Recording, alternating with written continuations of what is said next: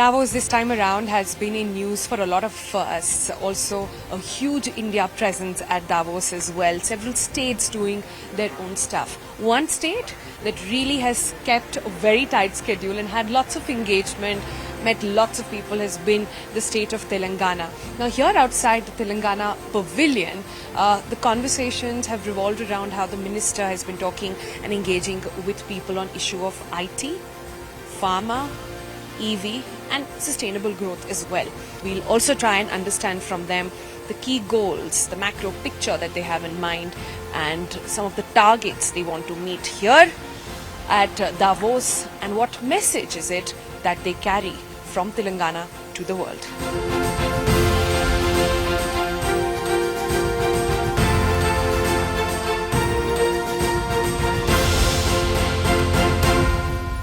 You can vote at home, get your driving license at home, also renew your ration card, get your pensions in time, all of that sitting at home.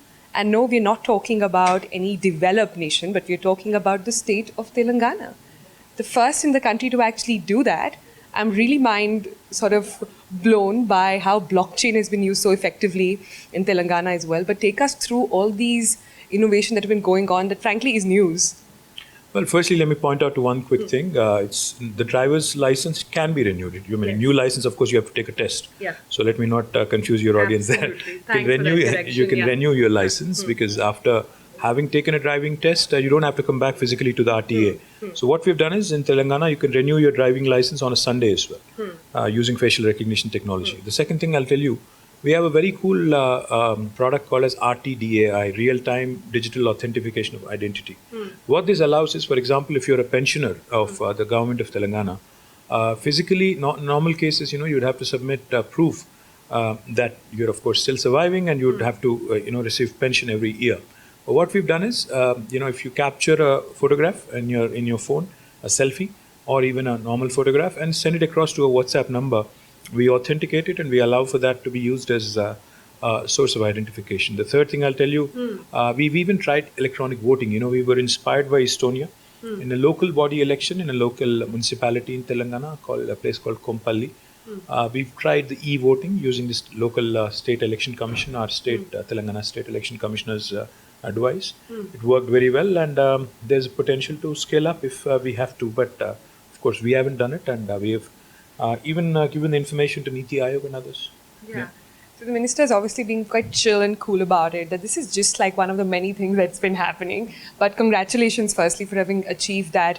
We see a lot of other states also working towards it. Delhi is one which is working on a lot of stuff on renewing stuff online, getting rations online, etc. as well. Is that really where the next leg of innovation will come in to ensure that government subsidies, government institutions go completely tech, is blockchain the way for Telangana? Well, I'd say, any interface between government and citizens, I think we can potentially leverage technology to the hilt. Because no citizen should do the rounds of a government office. Sarkari daftar jana cool nahi hai. I think we should take that element out of, a citizen's life. Because we know for a fact, whether I like it or not as a minister, the fact is heavy corruption, especially when there is human interface, is something that we've seen over the last 75 years. So the more of these elements that you bring in, where technology kind of takes out the human interface and discretion, I think the more efficient your services are delivered. So the G2C part, the government to citizen part, is something that we can certainly use technology to the hill. And, you can use all the cool technologies, AI, ML, blockchain, everything. In fact, blockchain is something that we use extensively even in our land record management. So Telangana is one state which has even used drones to deliver medicines. We did a project called as Medicine from the Sky in association with the World Economic Forum. We've lifted, and this is again out of line of visibility, we've delivered vaccines and blood to 45 PHC, which is 45 kilometers away. So any inhospitable terrain, in fact, Jyotiraditya Scindia was there to launch it, the Minister for Civil Aviation. So any inhospitable terrain, we can use drones. We could even we've used drones, not we could, but we've used drones to do volumetric analysis of mines. We've also used drones extensively in urban development, where we mapped out our urban lakes, urban water bodies. So these are all the things Telangana has done, which A very, very cool, chill state of Telangana that we're really talking about. But a key central point to all of this is going to be your mobile connectivity, your digital penetration. How are the numbers looking there? Well, not just digital penetration. See, there are two aspects to digital infrastructure, digital Telangana, or the ambition of digital India. One is digital infrastructure, two is digital literacy. So digital infrastructure piece, not only the 5G technology that the world is talking about, we are experimenting with, but more importantly, we've actually launched a project called as T-Fiber. Now, this T-Fiber project, what we had done is, when we had done the mission Bhagirath, which is giving a portable drinking water connection to each and every home with a $9 billion outlay, where we had laid 140,000 kilometers of pipeline, in the same trench, we also laid a duct. So using that duct, we are now blowing the fiber, and that fiber, which will provide a 100 Mbps connection to each and every home, is something that will revolutionize the way we are going to work. Not only in terms of government to citizen service delivery, but also in terms of e-commerce, e-health. All of these are applications that are truly mind-boggling in the nature in which they can be envisaged and used. The other thing I would like to point out quickly, digital infrastructure will have to go to each and every home. Now, if you have the ability to connect each and every home, your television can be converted into a smart PC. Your drawing room itself, in fact, can be converted into a smart PC, and when you convert your television into a smart PC, I think the possibilities are endless. So there is that piece of digital infrastructure where you have 5G, T-Fiber rollout, and then the digital literacy part. We've leveraged the NDLM better than any other state, the National Digital Literacy Mission. Our ambition, our aim is to basically ensure that there is at least one digitally literate person in the 10 million homes in Telangana. And I think when that happens, you will really see the red digital revolution at its full throttle. Before you got confused, or in case you thought this was not some unicorn tech giant talking about it, this is the politician in India, not the image that we generally see of coming out, rolling out numbers like that, talking about what's happening next. Quite impressive. The next question obviously is going to be so many plans that are going to cost a lot of money. Where is that coming from? Well, the first thing we need to understand is how do we leverage India's economy? See, one of the things I lament personally, I'm an Indian first and I'm a Telanganite second. One of the things I lament about, one of the things I feel bad about, or sad about rather, is the fact that, we have Canadian pensioners' money being used in India. Where is the Indian pensioners' money being used? It is lying idle somewhere in a bank, in a fixed deposit, or in some corporation somewhere. India really needs to up its game, because it's a country which cannot afford, even after 75 years of independence, to not have roads or electricity or water supply to our villages and our homes. So one of the things we have done in Telangana extremely efficiently is leverage our economy. What has happened as a result is, in 2014, our per capita income was 1,24,000 rupees. Today it is 2,78,000 rupees, 130% increase. Our GSDP in 2014 was 5,06,000 crores. As of last year, 31st of March, it was 11.55 lakh crores. Again, 128% increase. So this is how well Telangana has done. In fact, just so you know, Sonal, RBI says, as of their report in October 2021, the Handbook of Statistics, Telangana is 11th largest in terms of geography among all the states. We're the 12th largest in India among Indian states in terms of population, but we are the 4th largest contributor to India's economy.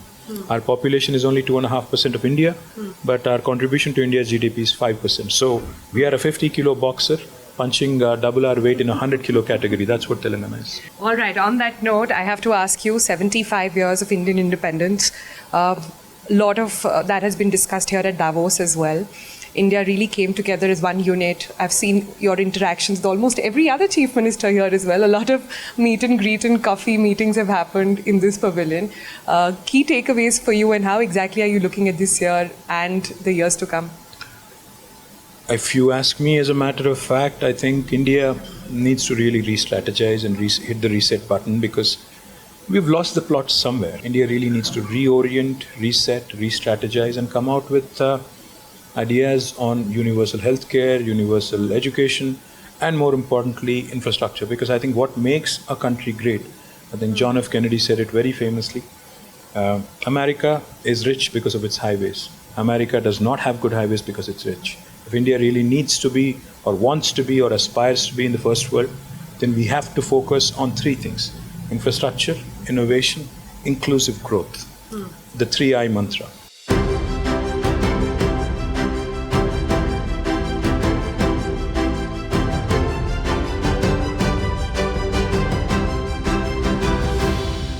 want to understand your thoughts on what exactly, not just Telangana, we are Team India right now, right?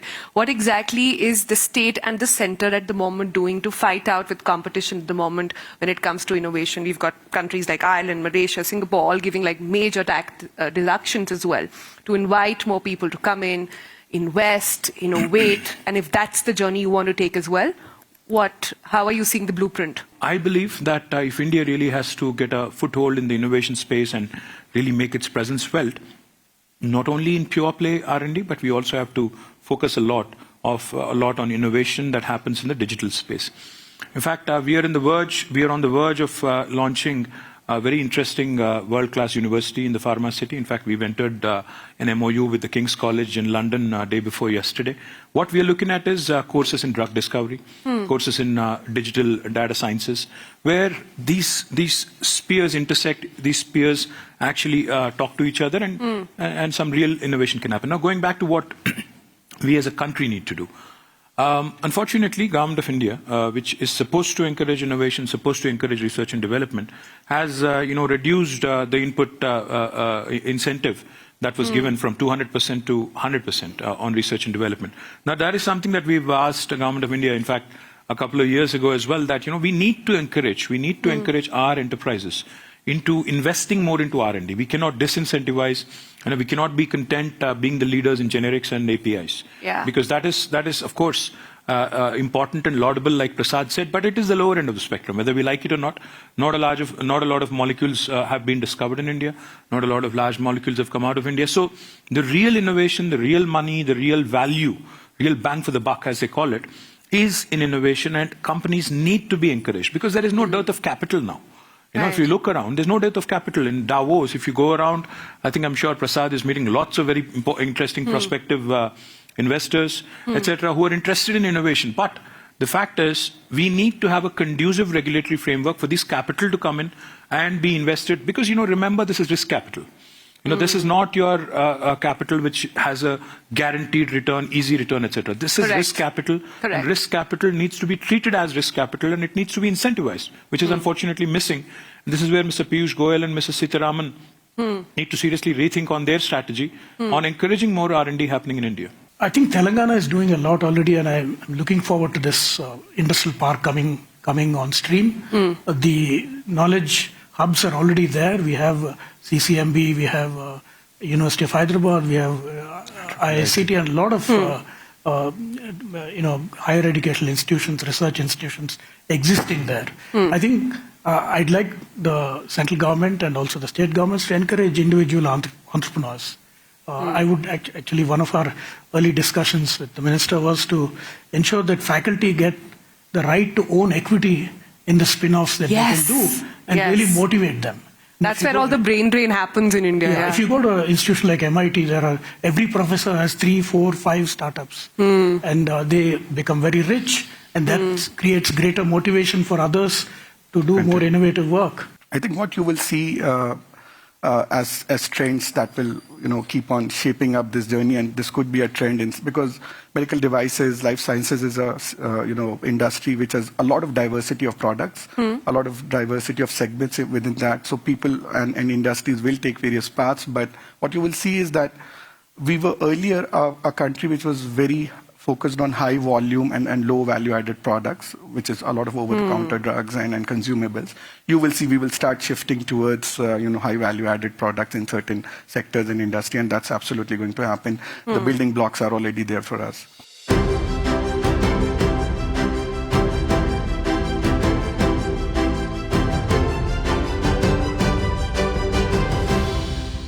Joining me is now the Director for Life Sciences in Telangana. Incredible work, and congratulations for all that you guys have done here at Davos. Just want to begin by understanding and taking this to our audience as well, the big picture that Telangana has in mind when it comes to life sciences. Yeah, thanks, Sonal. If you look at the life sciences ecosystem in Telangana and Hyderabad, we are a 800 company ecosystem. Our current valuation is about $50 billion. The vision of the government is to scale it to a $100 billion ecosystem in 10-year period. The way we are going about doing this is, strengthening what we already have. We have the Asia's, largest innovation and R&D cluster called Genome Valley, which is very successful with about 200 odd companies. We've launched a medical devices park almost 4 years ago, and then we have about 50 companies setting up manufacturing units and R&D units there. We are also looking at building a world's largest pharma cluster called Hyderabad Pharma City. So these, we believe, can propel us to the $100 billion ecosystem. While the country has been extremely strong in terms of generics, we are now wanting to build capabilities in terms of newer areas of healthcare, like cell and gene therapy, biologics. Those new emerging areas is where our focus is currently in terms of how Hyderabad could take a lead in some of these. Right. Of course, you've talked about the big vision over here. We've talked about how it's very important to have an ecosystem. And COVID really made that and sort of brought it back to focus very quickly for people to understand that you needed basics right here, despite the lockdown, despite when we're chasing sort of raw material, etc. How are you planning to combat that? In fact, it has exposed a lot of weaknesses, but also kind of brought forth the strengths of pharmaceutical industry. So the overall supply, if you look at, we are still dependent on significantly on imports from China, right? So Pharma City, the whole focus is around how do we backward integrate and then start building capabilities in APIs and KSMs, raw materials and stuff. So we believe, some of the initiatives that we are rolling out will really help build a resilient ecosystem for life sciences.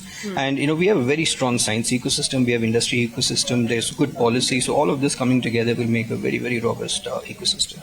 I see. So you want the ecosystem to maintain and also the journey that life sciences will take. In the scheme of the big other projects that Telangana has in focus, how does life sciences really fare compared to the other? We contribute significantly to the state's economy. So life sciences continues to remain a very, very important sector for the state. If you look at other hubs within India, in fact, we look at hubs in, let's say, Singapore and Ireland and in other places, and then we look at how we could emulate some of the best practices they've done. And we have been extremely successful in clusters or hubs like Genome Valley, where we have created many of the industry globally calls it a no less than ecosystems in Boston or ecosystems in Singapore. I see. All right. On that note, thank you so much and good luck. Telangana is so far known for its IT revolution, but what is the big picture that they really have in mind? Very keenly observed has been their involvement in blockchain. Another key thing Telangana is working towards, which seems to be the first in the country, is actually voting from home, using tech to ensure you don't have to actually go out and cast your vote. How cool is that now? We'll go inside and now speak with the director and understand how exactly is that tech being spoken about. Joining me now is the Principal Secretary for IT and Industries, Mr. Jayesh Ranjan. Thank you so much and congratulations on the big success that Telangana has had at the World Economic Forum in Davos as well. You came with a very clear agenda. Take us through some of the big sort of targets that you had set for yourself. Actually, there are two important goals that we have set for ourselves. One is that we'll be a pioneer in adopting IT by ourselves in various government processes, all the stakeholder outreach programs that we have. And we have been pretty good at that. In fact, in the last 8 years now, there are at least 30 plus government departments and agencies which have started using IT in a very significant way, facilitated by us. And some of the best possible emerging technology solutions can today be seen in Telangana working at a scale, not just small pilots or small experiments here and there. So I'll give you a very recent example. In India, lots of talk is happening about remote voting. Can you sit at home and cast your vote using your mobile phone? It happens here. For example, in Switzerland, that is the norm. Estonia does that all the time. So we have been the first state in India to actually demonstrate a large-scale application of remote voting using artificial intelligence, blockchain. At what stage is this? So we have demonstrated, and our state election commission asked us to demonstrate that. After we have done it successfully, they have informed the Election Commission of India and all other state election commissions. And there is lots of interest from other states also. I see. Hopefully, what we have been able to start in Telangana tomorrow can become a big game changer in the way. And what tech are you using for this? So, see, there are two things. So one is that in the elections, proving the identity of the voter is a very contentious issue. Even in the past, when there were no electronic voting machines, there will be disputes whether you are the right voter, whether you are the genuine voter. And subsequently also, that has become a contentious issue. So when you are allowing a voter to sit at home and vote, that becomes even more problematic. I mean, who is voting? No one knows. So how is it? Yeah, so we do it using facial recognition technology. So you have to take a phone, take your own image, and then relay it to the database, where it will be matched with hundreds and thousands of photos which are already there.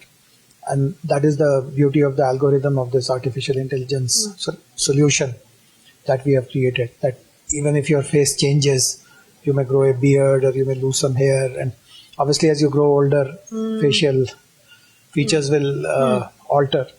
But the beauty of the algorithm is that even if it is an old picture of yours which is there in the database, the other risk, I mean, where people can play mischief is that they are not taking their actual picture. They are putting a picture of themselves and then taking that picture. So the algorithm that we have developed also detects whether it is a live image or it is an image of an image. Let's talk about industries now and the big goals that you have over there. And if you could talk a little bit about employment generation that you're looking at. Industries again is a very important sector for us because large number of jobs can be provided. So one of the things which we did was that in 2014, when the state became a new state, we came up with a very radical industrial policy. In fact, our chief minister himself spent lots of time in guiding us on what to bring in that policy. And we are the first state which has, and to the best of my knowledge, the only state which has allowed for dispensing with approvals and permissions. If you want to start your industrial project, you do not require any paper to start the construction of it. So what's the prerequisite? You just give a certificate, a self-certificate, mentioning that you will adhere with the laws of the land. And so let us say your land is allotted to you in the morning. The same evening you can break ground and start the construction. You do not need any paper, any approval, any permission. So these are some of the features in our industrial policy. We also identified as a part of the industrial policy 14 priority sectors where the state has either a legacy, that is life sciences. So Hyderabad has been witnessing the growth of the life sciences industries for the past 5 decades. Right. And we have a strong legacy in that. Yeah. Similarly, we identified areas where the world is looking at India and we can offer a very strong alternative. So aerospace and defense is one example. We chose 14 sectors like that. And we created a very professional setup which is called Invest Telangana. And you might have seen, you have come to the Telangana pavilion 2-3 times. You might have seen lots of young people moving around. Yes. So they are all working in Invest Telangana, each of them handling a particular sector. So I noticed that you were interviewing my director for electronics a while ago. So there are 14 such directors who look after each priority sector, and they are the people who have been brought in from the market. They have domain knowledge of that sector, they work there. It's a fairly professional setup, I must say that. Yeah. That's right. So when they interact with the investors, tell them about Telangana, the policy, they speak their language, they instill a sense of confidence in the investors, and then the conversion is our responsibility. We give them that sense of confidence that we have this easy approval system, no delays happen, everything is transparent, there is no lena-dena culture, everything is above board.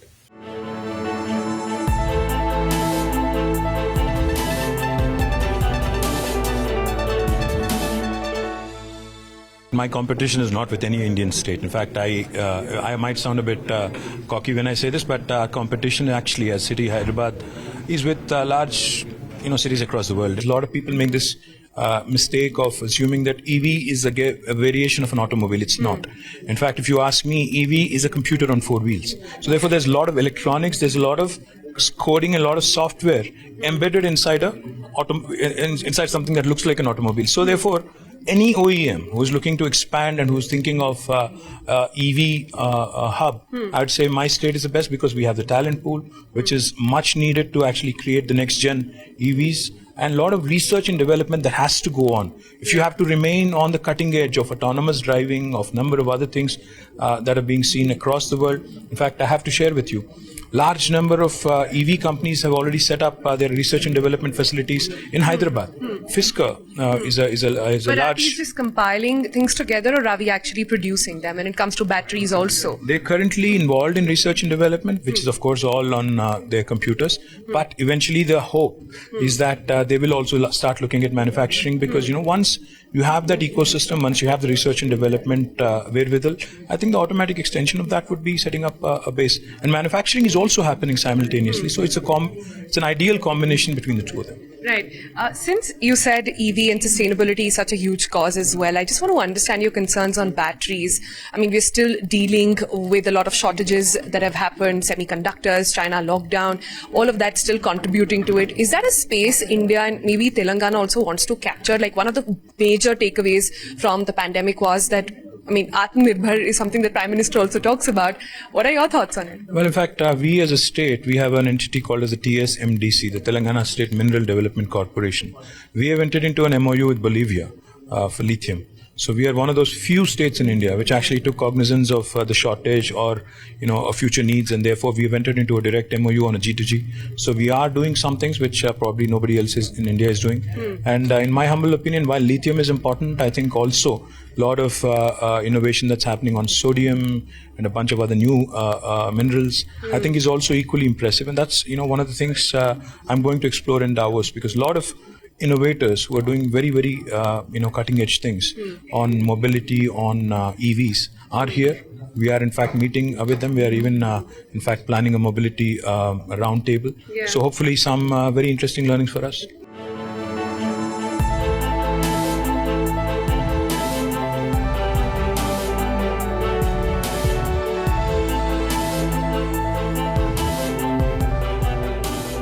All right, Telangana state that we've been covering here at Davos has been talked about for their IT agenda, for EV, also for pharma. But joining us now is the director for EV, and I want to understand from him how exactly this entire revolution is happening in the state. EV is a new opportunity. EV is a new opportunity for manufacturing because it combines software, electronics and mechanical, and a lot of it is actually electronics and a lot of it is also software. So whereas traditionally most of the motors or cars that we see were considered mechanical only, and this is kind of transformative, and therefore what we are trying to do at Telangana is trying to become the leaders or the pioneers in this space and to make Telangana the hub for EV ecosystem in India. And one of our vision statements is that to make Telangana the most electrified state in the country. Thank you so much, Ajay. Thank you so much, for speaking to Soman. us. Thank you.